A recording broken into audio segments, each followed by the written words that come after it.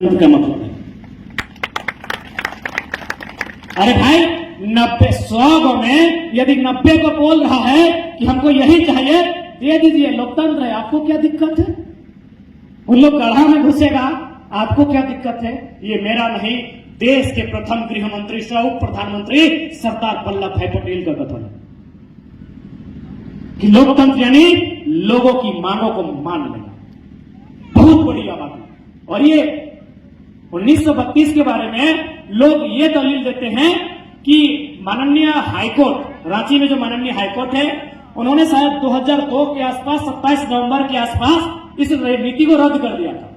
लोग क्या दलील देते हैं कि भाई हाईकोर्ट ने रद्द किया है, और हम क्या दलील देते हैं, अरे हाईकोर्ट क्या है, इस देश में हमने सुप्रीम कोर्ट को झुकते हुए देखा। कब? जलीकट्टू का मैटर उठा लीजिए। जलीकट्टू तमिलनाडु की एक परंपरा है। जिस प्रकार हमारे झारखंड में कहीं कहीं मुर्गा लड़ाई होता है, इधर साइड नहीं होता है, होता है नहीं होता है, धनबाद बोकारो तरफ होता है। तो ठीक उसी प्रकार जलीकट्टू में माने जो बैल है उसको लेकर एक खेल होता था। तो सुप्रीम कोर्ट ने कहा कि भाई इससे बैलों को दिक्कत हो रहा है, और भारतीय संविधान 48 के अनुसार वन्य जीव माने जीव जंतुओं को भी अधिकार इस देश में है। तो सुप्रीम कोर्ट ने इस नियम को, इस परंपरा को बोला कि रिजेक्ट, इसको मैंने बंद कीजिए। किसने? सुप्रीम कोर्ट ने। यहां तो हाईकोर्ट का बात हो रहा है। तमिलनाडु के आदमी सड़क में आए, पूरे भारी संख्या में सड़क में आए, और एक लाइन बोला, ओ सुप्रीम कोर्ट, जब आपका पैदा किए हुए थे उससे हजारों साल पहले से हमारा बाप दादा का ये नियम, यानी यदि बदलना है आप अपना निर्णय बदलिए, हम ये कार्यक्रम करेंगे। और सुप्रीम कोर्ट को अपना निर्णय को बदलना पड़ा। आज भी जल्लीकट्टू कार्यक्रम तमिलनाडु में चलता है। यहां तो हाई कोर्ट का बात हो रहा है। क्यों नियम बदला? न लोकतंत्र का मतलब है गर्दन की संख्या, लोकतंत्र का मतलब है सर की संख्या। तमिलनाडु में सर की संख्या सड़कों पर थी। झारखंड के लोग अपने रोजमर्रा की जिंदगी कहिए, आपसी मतभेद कहिए, आपसी खींचातानी कहिए, आपसी तालमेल की कमी कहिए, आपसी भाईचारा का ना होना कहिए, ये सर की संख्या दिखा नहीं पाए हैं। कल्पना कीजिए, 3.25 करोड़ की जनसंख्या, 1% यानी 3.25 लाख लोग जिस दिन विधानसभा के बाहर किसी भी नियम को बनाने के लिए खड़े हो जाएंगे, 81 के 81 विधायक अपना पसीना से ही पानी पी लेंगे। 1%, 3.25 लाख जनसंख्या। कल ही बंदी रखा गया था। यदि 1% लोग, 3.25 लाख लोग सड़कों पर बंदी के लिए आते हैं, तो सोच के देखिए क्या नजारा है। तो हमारा जो कमजोरी है कि लोगों की एकजुटता का ना होना, हमारी कमजोरी है लोगों में भाईचारा का ना होना, आपसी तालमेल की कमी, और सबसे खास बात झारखंडियत विचारधारा का धीरे धीरे खत्म होना। सुप्रीम कोर्ट ने निर्णय को बदला है इसी प्रांत में, इसी देश में, इसी वतन में। तो हाईकोर्ट क्या बात है भाई? इसलिए आज कानून रहते हुए भी हम गैर कानूनी तरीके से सताए जा रहे हैं। अनुसूची 5 लातेहार जिला ये अनुसूची 5 का क्षेत्र है, यानी यहाँ जनजातियों के लिए विशेष सुरक्षा, उसके साथ साथ तमाम मूलवासियों के लिए विशेष सुरक्षा जमीन कानून है। लेकिन आज देखिए, धड़ल्ले से हमारी जमीनों को कब्जा किया जा रहा है, धड़ल्ले से हमारी जमीनों पर कंपनी लगाया जा रहा है, हमारी जमीनों पर फैक्ट्री स्थापित किया जा रहा है, हमारे जल जमीन जंगल को दूषित किया जा रहा है, और अब हाथ में हाथ धरे बैठे हैं। क्यों? जिनके भरोसे हमने राज की बागडोर सौंपी थी, आज वे लोग केवल और केवल अपने परिवार तक सीमित है, वे लोग केवल और केवल पूंजी तक सीमित है। इसलिए आज हमारा भविष्य अंधेरे में। आज आपको क्या लगता है हम क्या नहीं खो रहे हैं? हम बहुत सबसे महत्वपूर्ण, हमारे पढ़ने वाले छात्र अपने उम्र के सबसे महत्वपूर्ण समय को खो रहे हैं। पुलिस की आखिरी बहाली कब आई थी?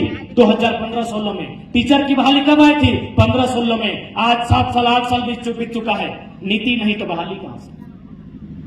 हम क्या खो रहे हैं? अपना उम्र खो रहे हैं। सबसे महत्वपूर्ण उम्र जो हमारा 16 साल से 24 साल के बीच का होता है, उस उम्र को हम खो रहे हैं। हमारे नौजवान, हमारे पढ़ने लिखने वाली भाई बहनगण अपने उम्र के सबसे शक्तिशाली समय को खो रहे हैं। और आपको लगता है हम क्या खो रहे हैं? हमको क्या नुकसान हो रहा है? अरे नुकसान जो हो रहा है उसकी आप भरपाई जीवन में नहीं कर सकते। आखिर आप अपने भविष्य का निर्माण कैसे चाहते हैं? आप किस आधार पर बोलते हैं कि हमारा भविष्य ठीक होगा? वर्तमान को देख करना। आज वर्तमान के संघर्ष को देख कर ना कहते हैं कि हमारा भविष्य ठीक होगा। यदि हमारा वर्तमान इसका 8-10 साल बेकार कर दिया जाए, बर्बाद कर दिया जाए, तो कौन सा भविष्य हमारा सुरक्षित होगा? किस प्रकार के भविष्य को हम दुहाई देते हैं कि हमारा भविष्य मजबूत होगा? इसलिए आज समझने योग्य बातें हैं। आज सबसे पहले हम आपसे निवेदन करना चाहेंगे, जैसा कि हम देख पाए बड़ी बड़ी कंपनियां आपके क्षेत्र में भी स्थापित हो रही हैं। इसलिए आज जितने भी जानकार लोग हैं जो कंपनियों से संबंधित जानकारी रखते हैं, अपने लोग अपने लालच को त्याग करके अपने इस गांव के बचाने के लिए, हम मानते हैं लातेहार के लोग धनबाद की लड़ाई नहीं लड़ेंगे लेकिन समर्थन दे सकते हैं। धनबाद के लोग लातेहार की लड़ाई नहीं लड़ेंगे लेकिन घर बैठे अपना समर्थन दे सकते हैं प्रेस के माध्यम से, किसी अन्य माध्यम से, कि हम लातेहार के झारखंडी बंधुओं के साथ खड़े हैं, उनके साथ जो जुल्म हो रहा है उस जुल्म का हम प्रतिकार करते हैं।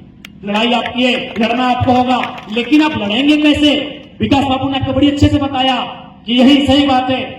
आपका फायरिंग का जो मामला था लातेहार में, लगभग 1972-75 का मामला था, आज वापस हुआ कि नहीं? नेतरहाट फील्ड फायर रेंज के नाम से था, लोगों ने लातेहार से पदयात्रा निकाला था, आज रद्द हुआ कि नहीं हुआ? बहुत सारे कानूनें जो इससे भी बड़ी बड़ी बुरी कानूनें थी, लोगों की एकजुटता ने, आंदोलन ने, संघर्ष ने रद्द करके दिखाया है। ठीक है, उसी प्रकार यदि आप जागरूक रहते हैं, आप अपने अधिकारों को जानते हैं, आप कागजी कलम से सफल रहते हैं, तो कंपनी आए या फिर से ईस्ट इंडिया कंपनी आए, उखाड़ के फेंक दिया जाएगा। अरे ये कंपनी कितना जमीन में है? 1000 एकड़ में, इतने में है, मानते हैं 2000 एकड़ में। ईस्ट इंडिया कंपनी पूरा इंडिया में था ना भाई? अरे इंडिया को अंग्रेज लोग गुलाम नहीं किया था, ईस्ट इंडिया कंपनी के माध्यम से गुलाम किया था। इन्हीं पूरा इंडिया में मोटा मोटी मान के चलिए आज का पाकिस्तान और बांग्लादेश, आज अगर कल देखा जाए तो पाकिस्तान का और बांग्लादेश का भी हिस्सा, यानी कुल मिलाकर आज हमारे पास 32 लाख वर्ग किलोमीटर है। उस समय 60 लाख के आसपास था, यानी 60 लाख वर्ग किलोमीटर। यहाँ तो 1000 एकड़ की बात हो रही। ईस्ट इंडिया कंपनी के अंतर्गत अधीन पूरा अखंड भारत था। वापस लौटे कि नहीं लौटे? उससे शक्तिशाली है कंपनी जी, उससे पावरफुल है कि फर्क क्या था? वहां कुछ बिरसा, कुछ भगत सिंह, कुछ आजाद बनकर सामने आए। यहां भी इन कंपनियों के सामने नए युग के बिरसा को, नए युग के आजाद भगत सिंह को सामने आना होगा। यदि आप सामने नहीं आते हैं तो भाई उस समय ईस्ट इंडिया कंपनी की गुलामी थी, आने वाला दिन इन कंपनियों की गुलामी होगी। और वही रहा, मर्जी से नौकरी दिया, मर्जी से बाहर कर दिया। एक प्रकार से गुलामी है। खेत लेगा, जमीन लेगा, सब ले लेगा, क्या बचेगा? कुछ नहीं बचेगा। तो इसलिए अरे दुनिया से सिकंदर को खाली हाथ लौटते देखे हैं, ये कंपनी और ये बड़ा बड़ा अधिकारी और नेता मंत्री क्या है? इन लोग भी अमृत पी के थोड़ी आया है, एक दिन इनको भी जाना होगा। बस अपने अंदर के हौसले और हिम्मत को रखिए, अपने अंदर के हौसले और हिम्मत को रखिए। इस दुनिया ने ईस्ट इंडिया कंपनी के जुल्म को देखा है। अरे ये तो 1000 एकड़ में है। ईस्ट इंडिया कंपनी मैंने अंग्रेजों का शासन तो 71 को देश में था ना, 71 की 72 को, 71 को देश में इसका शासन था। यानी 71 को देश का आदमी को बोका बना के गुलाम बनाया था। ईटे को गांव में नहीं है, जिस दिन चाहेंगे उखाड़ के फेंक सकते हैं। बस हमारे अंदर हिम्मत आनी चाहिए। जबकि आज तो सोशल मीडिया का जमाना है, आज मीडिया का जमाना है। उस समय तो कुछ नहीं था। 100 लोग किस प्रकार लड़ाई लड़ाई सोचिए। आज तो हम लोग एक फोन करेंगे, धनबाद रांची सब एक जगह जमा हो जाता है। तो इसलिए मेरे अभिभावक स्वरूप बैठे लोग और हमसे जूनियर, हमारे बराबरी के पढ़ने वाले छात्र बंधुगण, बहन दीदीगण सबसे कहेंगे कि हम धनबाद से आए हैं, मन करे धनबाद घूम के आइए, आपकी आंखों में आंसू आएगा। और दिन में तो मत जाइए, सिर्फ धुआं बचा है, सिर्फ खंडहर बचा है, सिर्फ बीमारी बचा है, सिर्फ गरीबी और तंगहाली बचा है। 1% लोग ही पैसा कमा पाए। अब आप सोच के देखिए, अभी यदि गांव है, यदि अभी नदी नाला है, महुआ का पेड़ है, तो एक आदमी को फायदा मिलता है, पूरा गांव को मिलता है। ईस्ट इंडिया कंपनी रहे चाहे आज की कंपनी रहे, ये कभी गरीब किसान मजदूर की नहीं हुई है। मानते हैं 1% लोगों को नौकरियां दी जा सकती है, 1% लोगों को अच्छा मुआवजा दिया जा सकता है। तो क्या भारत देश 1% लोगों के लिए बना है? क्या भारत देश मुट्ठी भर लोगों के लिए बना है? इसलिए इस बात को जहन में रखिएगा। भारत सरकार का जो भूमि अधिग्रहण अधिनियम 2013 उसमें स्पष्ट लिखा है, यदि कोई कंपनी या फिर सरकार या राज्य सरकार, केंद्र सरकार या राज्य सरकार किसी योजना के लिए यदि जमीन लेता है तो ग्रामीणों की सहमति होनी चाहिए, 80% ग्रामीणों की सहमति होनी चाहिए, अच्छा मुआवजा मिलना चाहिए, नौकरी मिलना चाहिए, पेमेंट मिलना चाहिए, तब जाके विस्थापित कर सकते हैं। लेकिन कंपनी क्या बोलती है, नहीं, झारखंड में हम लोग 1894 का भूमि अधिग्रहण कानून मानते हैं। पढ़िएगा, 1894 का भूमि अधिग्रहण कानून अंग्रेजों का कानून था, जो झारखंडियों के लिए मौत का फरमान था। 1894 का कानून हमारे लिए मौत का फरमान था, और ये कंपनी बोलती है हम उसको मानते। कहा इसको मानेंगे जी? जब भारत सरकार के पास 2013 का कानून है, जब और भी समता एक्ट है, सुप्रीम कोर्ट का जजमेंट है खनिज को लेकर, तो आप 1894 क्यों मानेंगे? वो तो रद्द हो चुका है कब का। हाँ, अगर वो रहता आज भी तो उसको माना जा सकता।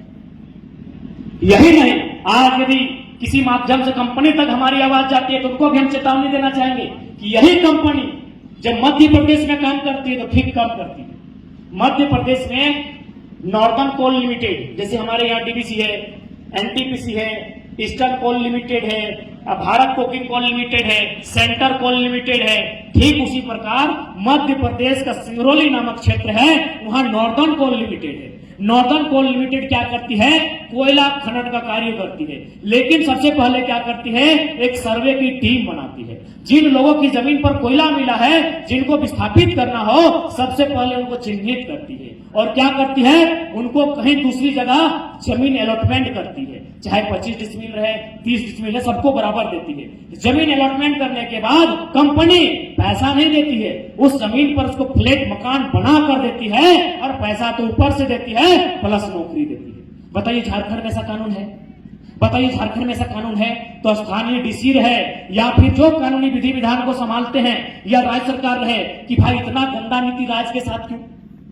हमने क्या गुनाह किया है? यही कोयला कंपनियां मध्य प्रदेश में ठीक काम करती है, यही कोयला कंपनियां नागपुर महाराष्ट्र में ठीक काम करती है, वेस्टर्न कोल लिमिटेड WCL, वहां भी यही कानून है, सेम प्रावधान है। यही कंपनियां उड़ीसा में महानदी कोल लिमिटेड MCL, वहां भी ठीक काम करती है।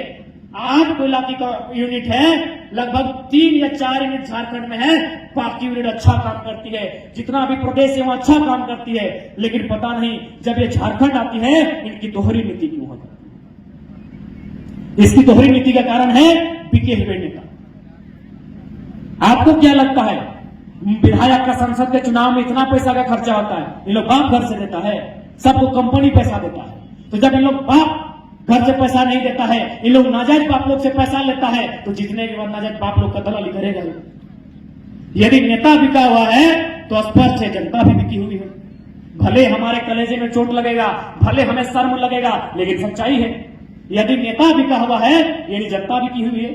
हम लोग नोट के माध्यम से वोट देते हैं, हम लोग पैसा लेते हैं, हम लोग अपना वोट बेचते हैं, तब नेताजी अपना वोट कंपनी को बेचते हैं। इसलिए अगर राज्य की बदलाव चाहते हैं तो आने वाला हम पहले यही कहेंगे, इस राज्य में बहुत समस्याएं हैं, और लातेहार को मैं देख के जा रहा हूं। मेरी बातों से अगर आप लोग गंभीर नहीं होते हैं, क्योंकि हम लोग PhD का छात्र हैं, डॉक्टर ऑफ फिलोसफी यानी दर्शन, यानी भविष्य के बारे में आकलन करना, हम लोग भविष्य का आकलन करके जा रहे हैं। जो हाल हमारे धनबाद बोकारो का रांची राजधानी का असर हुआ है, एक बिता अरे मैंने कहीं खड़ा होकर पेशाब करने का जगह नहीं बचा, एक बित्ता जमीन पांव रखने के लिए नहीं बचा है। सारा जमीन बाहर का आदमी कब्जा कर लिया है, सारा जमीन बड़ा बड़ा कंपनियां के कब्जा कर लिया है। वही हाल कभी लातेहार लोहरदगा का हो सकता है।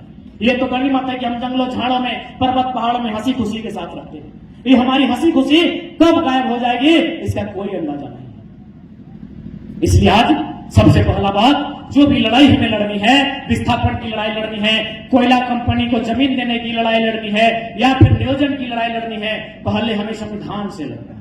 फिर अगर नहीं बात बनती है तो 2024 में मतदान से लड़िए, यानी उसी को मत दीजिए जो बोले नहीं, जरूरत पड़े तो गर्दन कटा दिया।